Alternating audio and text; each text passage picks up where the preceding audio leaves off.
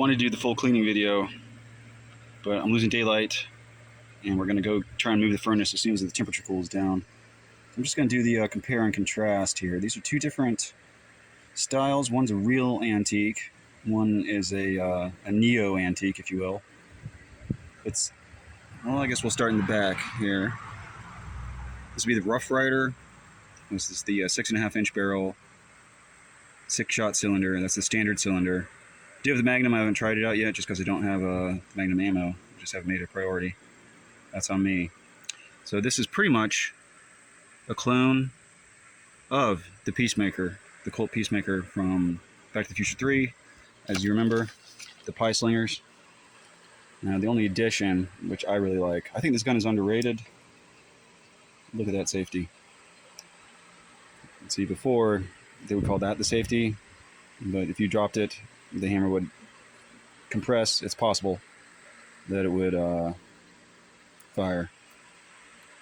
Modern safety takes care of that. You can drop it and everything should be fine. You know, that advances. Well, here, I'll show you the full thing. That would be a full position.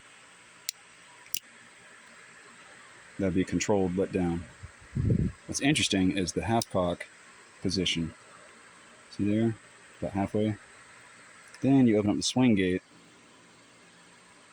Oh, shoot, I didn't bring let's see if we can do this with one hand. We're gonna have to come back with the proper equipment on this. Alright, I think I got it just propped up well enough. Hopefully you can see me. Open the swing gate. You can see in the half cock position.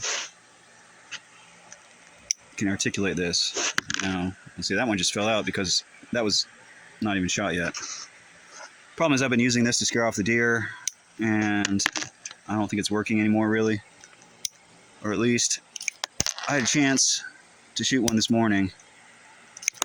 I even had the other weapon, which is a better weapon, or a more powerful punch, let me say that. Every weapon has its own use. Alright, you can see all of that. Now I'll show you the cleaning on. So you install the bullets in here.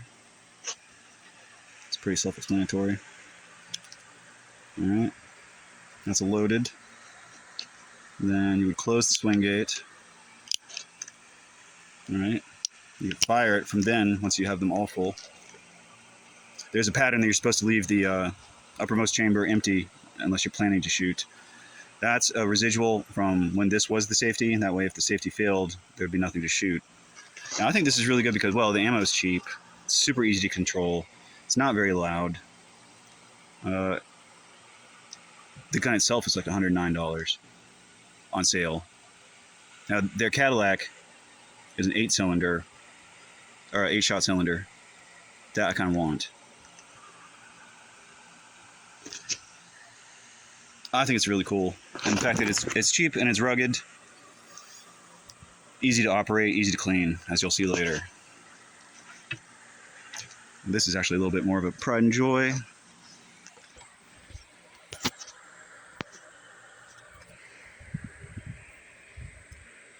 This would be about 40, 50 years after that original design, right? Now, most of America lived in cities.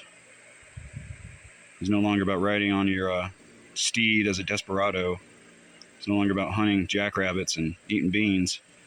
We're getting more into, you know, pre-rolled cigarettes, trolleys, diners. All right, this was Smith & Wesson New Departure, also known as the Lemon Squeezer. People call it hammerless. It's actually an internal hammer, if you will. Nothing to snag on in your coat pocket. It was specifically designed for what we'd call now concealed carry. You just keep it in your jacket pocket. Somebody gets fresh at the bar. This was an equalizer. Beautiful design. I'm really hoping, man, if I ever go famous on the YouTubes, we're going to ask Smith & Wesson to offer a more modern weapon with more modern ammo with almost the same design. I mean, I'm not sure how you'd improve upon it. It's perfect design for, you know, a non-hunting, non-extreme like Desert Eagle or something. So, all right, let me try and show you.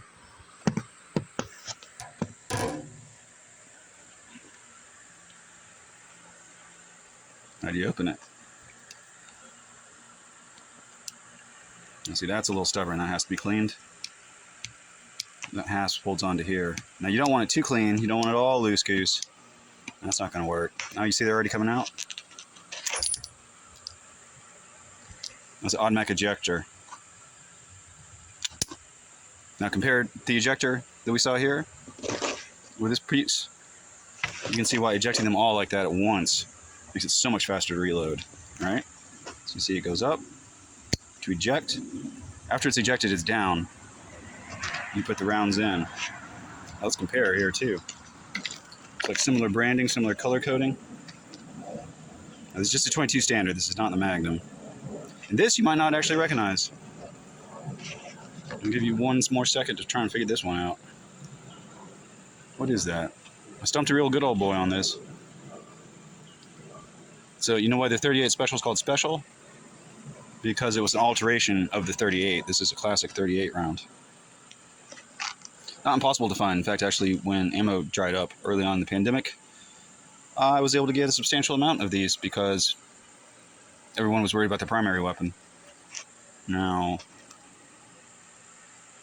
this could be your primary weapon, depending on what you're trying to do, you know?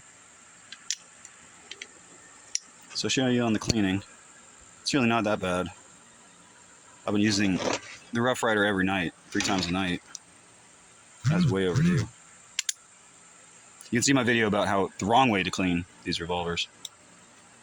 Now the operation, you see, because there's no, where would you call this the safety? All right, poor trigger discipline. Where would you call this the safety? All right, what would you say? There's no little buttons. The lemon squeezer.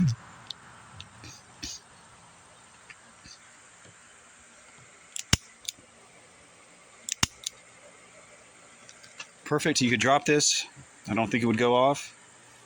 In order to go off in your pocket, you'd have to both squeeze and push in. And some legend has it, the guy at Smith & Wesson, his best friend's kid suffered a gun accident using a model something more like this.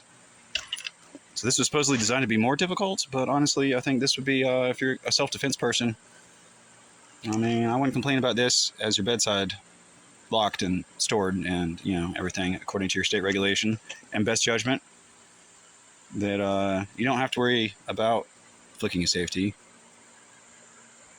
You don't have to worry about pulling the pump and giving away your location like with the pump shotgun.